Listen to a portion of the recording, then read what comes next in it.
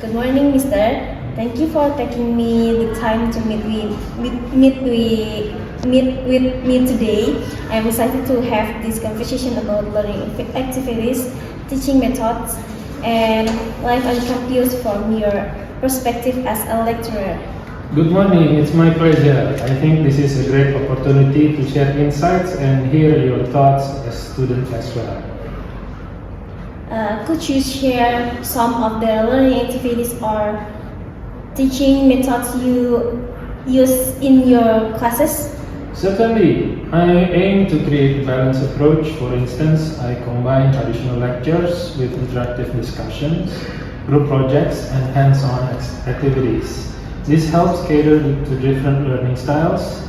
I also use case studies and simulations to make the material more relatable. That sounds great. Do you think these methods help students engage better? Yes, especially when students are actively involved.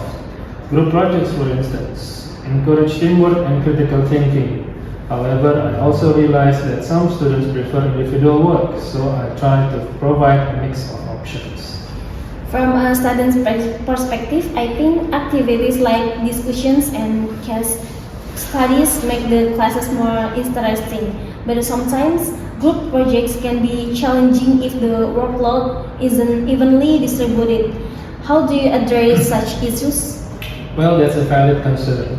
I usually encourage students to set clear expectations within their groups and communicate openly. I also provide guidelines and offer to mediate if there are conflicts.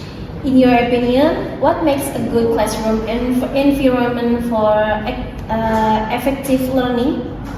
A good classroom environment is one where students feel safe to express their thoughts, ask questions, and collaborate. Mutual respect is crucial, and I try to foster this by encouraging open dialogue and being approachable. As a student, I agree that feeling safe to ask questions is important. But sometimes large class size can be intimidating. How do you handle that? It's true that larger classes can make interaction more difficult. In those cases, I use tools like anonymous polls or breakout discussions to encourage participation. I also make an effort to engage with students even individually outside the class if needed. Shifting focus a bit, could you tell me about your life on campus outside of teaching? Of course, beside teaching, I spend time conducting research, attending academic conferences, and mentoring students. I'm also part of several committees that work on curriculum development and student welfare initiatives.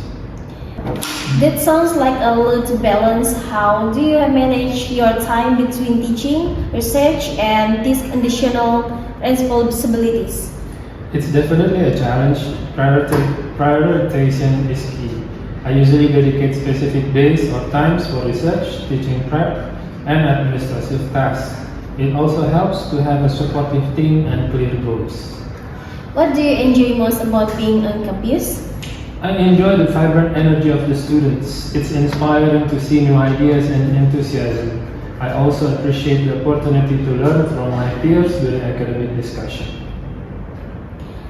Now I'd like you to hear from your perspective, how do you feel about the current learning activities and teaching methods? I appreciate how interactive and engaging many classes have become, especially with the use of technology.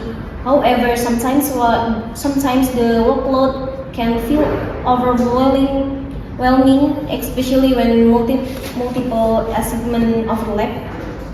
That's an important point. Balancing the workload is something we as lecturers need to consider more. Do you have suggestions on how we can improve? Maybe better coordination between departments regarding deadlines would help. Also, periodic feedback from students about teaching methods could be useful. That's a great suggestion. Feedback is essential for improvement, and we should encourage students to share their thoughts more often. Thank you for sharing your insights today. It's fascinating to hear about teaching from your perspective. Thank you as well for your sharing thoughts. This conversation is valuable for understanding each other better and improving the learning experience. I look forward to applying this insight to my studies and seeing the positive change of campus. Likewise, I'll take your feedback into account. Best of luck with your academic journey. Thank you, Mr. Okay.